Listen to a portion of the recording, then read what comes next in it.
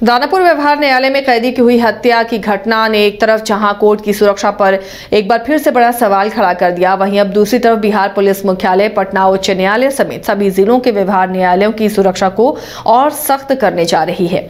इस बात की जानकारी आज एडीजी विधि व्यवस्था संजय सिंह ने दी। उन्होंने बताया कि पटना उच्च न्यायालय की तरफ से कोर्ट की सुरक्षा को लेकर हर महीने जो निर्देश जारी किए गए थे उस पर काम किया जा रहा है। कोर्ट की सुरक्षा के लिए जो कमेटी गठित की गई है उस कमेटी ने सभी मानकों को ध्यान में रखते हुए कोर्ट की सुरक्षा बढ़ाने की दिशा में काम किया है और राज्य के 2 कोर्ट की सुरक्षा मानक CISF के द्वारा तय किया जाना है, जिस पर काम किया जा रहा है। बहुत ही जल्द राज्य के सभी कोर्ट को पूरी तरह से सुरक्षित कर लिया जाएगा।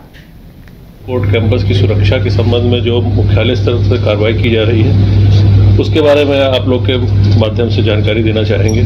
सबसे पहले तो ये घटना घटी है दानापुर में दिनांक 15 तारीख को घटना घटी थी, जिसमें आप लोगों को पता है कि अभिषेक सिंह उस छोटे सरकार को गोली मारकर उनकी हत्या कर दी गई। लेकिन घटनास्थल से पुलिस ने और स्थानीय लोगों के सहयोग से 2 लोगों को पकड़ा गया, जिनका नाम है तहसील जमाल उर्फ एड्डी और समरजीत कुमार। ये दोनों मुजफ्फरपुर के रहने वाले थे। इनके पास से 2 पिस्टल बरामद की गई है, जिंदा कारतूस 9 और 9 खोखे भी बरामद किए गए। जो मृतक थे वो उनके विरुद्ध काफ़ी केसेस थे, करीब अभी 15 केसेस के बारे में पता चला है और वो पहले भी हत्या और लूट और डकैती की केसेस में जेल जा चुके हैं। रंगदारी के भी मामले उनके ऊपर थे। ये रहने वाले बीटा पटना के थे।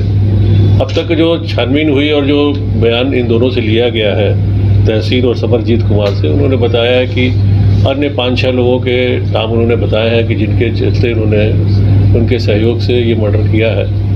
उन पर हम लोग और अभी एविडेंस कलेक्ट कर रहे हैं, लेकिन अब तक ये पुष्टि हुई है कि ये मामला जेल में वर्चस्व की लड़ाई से जुड़ा हुआ है। जेल के अंदर कुछ क्रिमिनल थे, वहाँ पे इन लोग का आपस में कुछ झंझट हुआ है, ये बात अभी सामने आई है और उसके चलते ये मर्डर हुआ है। तो एक तो ये अपडेट आप लोग को देना था। जो मोटरसाइकिल मिली थी उसकी भी छानबीन हो गई। मोटरसाइकिल चोरी की है और पत्रकार नगर में इस मामले में केस दर्ज हुआ था, जो चोरी की मोटरसाइकिल थी। बागबारा के पटना में क्राइम कंट्रोल को लेकर पटना पुलिस जीरो ग्राउंड पर काम कर रही है। राजधानी पटना में तमाम अपार्टमेंट में CCTV कैमरे और गार्ड की भी तैनाती होगी। इसके लिए पटना पुलिस ने सूची तैयार करना शुरू कर दिया है। साथ ही जिन इलाकों में क्राइम ज्यादा होते हैं उन इलाके में अब पुलिस सभा भी करेगी। सिटी SP वैभव शर्मा ने बताया कि इलाकों में पुलिस पेट्रोलिंग भी सही ढंग से हो, इसे लेकर सभी थाना अध्यक्षों को भी तैनात किया गया है। प्रावधान को इम्प्रूव करने की कोशिश किया गया है। गांधी घाट पर जो TOP है उस TOP को जल्दी से जल्दी कार्यान्वित करते हुए हम लोगों का प्रयास है कि वहाँ जो स्ट्रक्चर है वहाँ हम लोग स्टार्ट कर सकें और पैदल गश्ती अभी थाने से वहाँ स्टार्ट करवा दी गई है।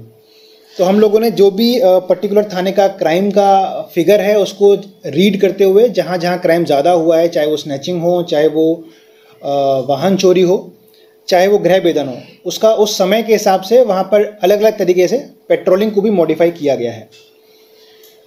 जैसा आप लोगों को मालूम होगा, स्टेशन डायरी में भी पटना सबसे आगे था। पटना ने सबसे पहले स्टेशन डायरी को इलेक्ट्रॉनिक मोड में CCTNS पे करना स्टार्ट किया है और लगभग सभी थानों में CCTNS पे डायरेक्ट स्टेशन डायरी एंट्री की जा रही है। इसमें हम लोग पायनियर हैं और हम लोगों का प्रयास रहेगा कि जल्दी से जल्दी मोस्ट प्रोबेबली 1 जनवरी से जो चार्जशीट्स का निष्पादन है वो भी ज़्यादा से ज़्यादा CCTNS पे डायरेक्टली हो, ताकि एक जो पारदर्शिता होती है न्यायपालिका में, पुलिस में, वो बढ़े।